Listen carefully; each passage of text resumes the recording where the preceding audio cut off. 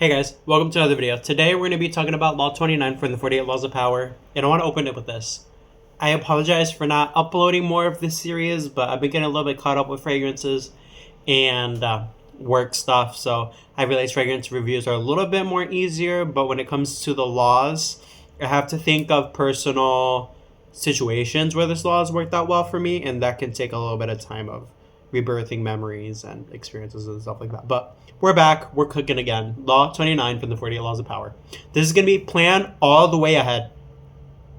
All the way to the end. This law is about thinking long term. Don't just focus on the beginning or the middle of something. Picture the outcome. Prepare for setbacks and know what victory looks like. When you see the end clearly, your decisions become smarter and your chances of success increase dramatically. When you think about playing all the way through, you're seeing the game plan from where you're starting, picturing in your head how you're going to start, what steps you're going to take, and all the way to the end, meaning like you might see yourself pulling out an engine for the first time, being overwhelmed about where the bolts go and stuff like that, to being a complete master tech. And I think we forget sometimes that we can do that. We can do those things. But I think it's based on our friends and the circle that we have around us that are more experienced people and more dream chasers, basically. So I have 3 tips here on all different areas: self-improvement, work, and friends. So in the self-improvement area is break big goals into small daily habits. You'll see progress without burning out. Plan your small goals. Like what I have is a dream board. And what a dream board tells you is 3 of your bigger goals, 3 of your medium goals, and 5 of your smaller goals. Well, what are smaller goals? I want to save $1,000. That's a small goal. I want to do a 2-hour piece of artwork and send it to somebody that I love. Short-term goals. Medium goals are probably going to be try to get a raise at my job, try to progress better in the field of automotive by dialing in on my oil changes and making sure I'm at pure perfection. That might be an intermediate goal. Bigger goals are going to be I want to get a house. I want to be able to be making this dollar amount. I want to be able to maybe reading the Bible more from top to bottom. That takes a lot of time, and those are good high value goals. Number 2, track your growth regularly. Reflection keeps you motivated. When you're tracking your growth, you're keeping note of the things that you're doing every day. I don't do this, but if I had to picture myself doing this, it would be dishes got done, laundry is folded, I said hi to this girl, and I learned something new when I read this book. And when you're repeating these steps again, and again, you start realizing that these start becoming habitual. Saying hi to women if you're single, you might be introducing yourself to women, breaking out of your comfort zone. Getting more experience by reading books, you're improving your vocabulary in English. And you're tracking your steps little by little. You're tracking them. Because you can break small goals into habits, yes, but you have to realize that habits don't form up until, I think the fact is like 60 days or something like that. So you got to keep track of the things that you're doing so that your growth is regularly measured. Number 3 is stay flexible. Plans can change, but consistency wins. Flexibility could be, I'm going to upload a video today, but tomorrow I'm not. But what am I going to do tomorrow when I'm not uploading videos? Am I brainstorming ideas? Am I trying to reach out to other people what they think about my ideas? Am I trying to improve one thing about my videos? That's what it means about staying flexible. It's always trying to improve one thing in your life if plans change. So, doing a project, for an example. Let's say you want to do a project on The Punisher. Great superhero, in my own personal opinion. And let's say that you wanted to do this very gory background of this person, and you wanted to put blood splatters all over the poster, but you realize you don't have the color red or know how to draw. You can always use AI to make you an image. You can always use suggestions from other friends. That's what flexibility is, and that's what staying flexible is all about. Number 2, we're going to be talking about work. The second topic we're going to be talking about today. Think ahead. What skills will make you valuable 5 years from now, 10 years from now, and then start building them now. So maybe you're just used to oil changes. You're just your basic oil change dude. Start doing tires. Start doing brakes. Start doing ball joints. Start doing struts. your basics, maintenance items after a specific amount of time. Train on doing those things, and you can take a week on that of your time to do new struts on your car if you have a little hoopty, and learn how to do that. You always want to be progressing into something, because if there's movement, there's a path. Rather, if that's good or bad, that's up to you, but there is movement. Number 2 is manage your energy, not just your time. Work smarter, not just longer. When you're working, you can be absolutely busy, but doing absolutely nothing. In this life, it's all about conserving time, but also being incredibly focused and working with integrity. And that's what you want to do. Is if you're in something right now, and let's say you've been doing oil change for 5 years, well, what in those 5 years have you learned about an oil change? Did you realize Did you realize that the drain plug had a torque spec? Did you realize that the oil filter, you always got to be checking for the O-ring if it stays stuck onto the oil filter adapter? You know, you're always trying to dial in and make your craft as masterful as it can be. And that doesn't matter what it is. It doesn't have to be automotive. It can be IT experience. It can be YouTube content. Just try your best to try to manage that and improve.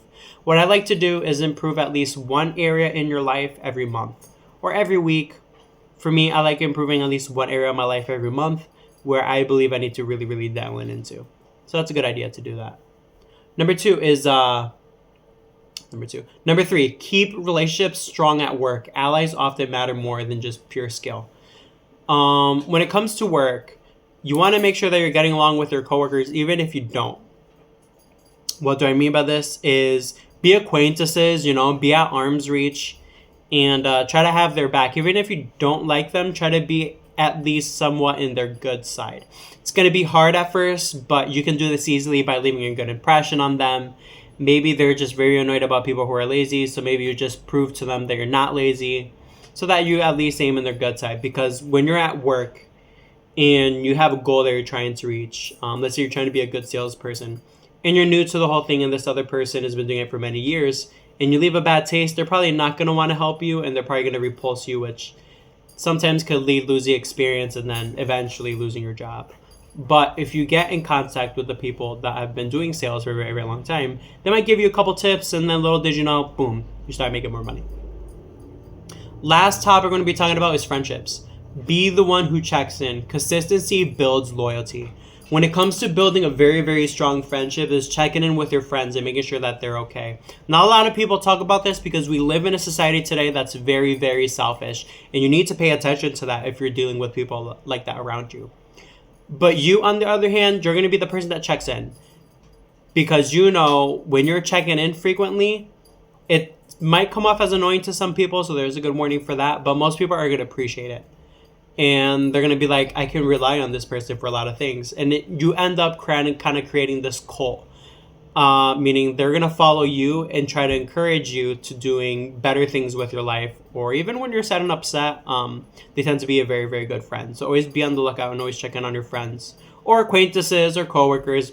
And you never know where you can end up, because it's not about what you do. It's about who you know. That's what I've realized about life. Number 2, learn when to listen instead of giving advice. It makes you trustworthy. Be a good listener. When I like thinking about being a good listener, it reminds me of something in the Bible about how we should be slow to speak and quick to listen. I think it talks about this in Proverbs. And it's really, really good because of the fact that if they're seeing that you're paying attention to them and you're listening, they're going to feel comforted.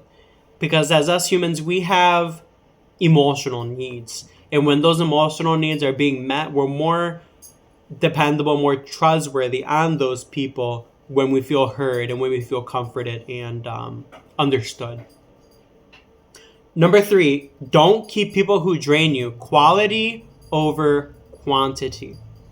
I could say this from personal experience that if you keep a lot of people that drain your energy, you can become very depressed easily, very sad easily, and non-ambitious. Especially in your early 20s, it's important to remain super ambitious and that you're seeking your goals and that you're tackling those moments where it's getting you one step ahead to either a friendship or one step closer towards your goals. And your goals are super, super important. So you don't want to keep people who are draining you. demotivating you, acting all depressed and gloomy, because you don't need that in this path right now. I would rather save that at your later years when you're 85, 87, and your deathbed. Then, yeah, go ahead, doom, gloom, and pass away. But long story short, now that you're young, you need motivational people around you. People who are going to look up to you, people who are going to encourage you. And when I bring up people who look up to you, is that, believe it or not, when you have people in your life, they're going to look up to you. Rather, if it's just a little bit, maybe you have that good character about remaining calm and they appreciate that about you, that's something that they can look up to. Or maybe it's something big, like they see that you have a nice expensive house, nice cars, and all these flashy things, and they say, oh, well, this person's doing very, very well. Maybe I could take this person advice. So you always have to realize that people are watching and they're noticing the small things around you. And they're always looking up for you for motivation. So why would you want to keep people who are draining your energy? It just doesn't make any sense. Now, would that happen every now and then? Yes, it will happen every now and then where you'll get sad and depressed. It's good to do that in every season where that does come up. But just make sure you're always getting back up and pushing through the train. Friendly reminder is that, remember, planning ahead is powerful. Don't just get stuck in the future so much that you forget to live in the present. Work hard, grow steadily, and enjoy the people around you, because the journey matters just as much as the ending. And that's true. You have to realize that it's a journey, bro. It's literally a whole journey from top to bottom. From when you go from your early 20s all the way to your late 50s. All this time that you have to invest, all this time that you have to make friendships, to start a career, to get closer to God, that should go first, is getting closer to God over anything else. Getting closer to God is super, super important. And I tell people that as much as I can, because you can obtain all these things in this lifetime, but you can lose it if you don't know God, because you have to realize that if they weren't God-given in the first place, then why should you expect them to last? They won't. And this world is quick to perish. And the highest value that you can get from this world for your soul is love, honesty, truth, and integrity. Honesty with friends, honesty in careers, integrity with friendships, integrity with work, love with your coworkers. So just getting along with them and trying to understand them and being a good listener. That's what love is when you're around people. And God would want that. And then just seek it all the way through. Have a path. Make sure you know what you're getting yourself into. And don't try to perfect it, because life is not perfect. But what I can tell you is that when you get to the place that you've been always trying to get to, it's beautiful and it's amazing, and you'll be thanking God that you got there. That's going to be it for today's video. I just want to mention a couple things before I close this out. Is number one, if you feel like your heart wants to donate to this channel, niche fragrance samples are very, very pricey.